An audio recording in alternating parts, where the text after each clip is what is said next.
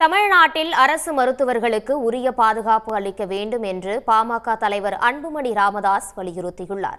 OBC தொழிலாளர்களுக்கு பதவி உயர்வில் இடஒதுக்கீடு வழங்க வேண்டும் உள்ளிட்ட 12 அம்ச கோரிக்கைகளை வலியுறுத்தி அகில இந்திய பிற்படுத்தப்பட்ட ரயில்வே ஊழியர்கள் சங்கம் சார்பில் அதன் பொதுச் செயலாளர் அப்சல் தலைமையில் சென்னையில் ஆர்ப்பாட்டம் நடைபெற்றது.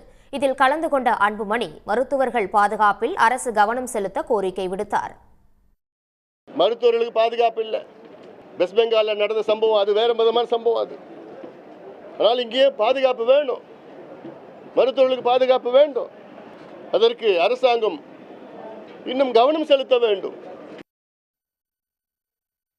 பருவமழை தீவிரமடையும் நிலையில் சென்னையில் மழைநீர் வெளியேற தேவையான அடிப்படை கட்டமைப்பை உருவாக்கவும் அவர் வலியுறுத்தினார்.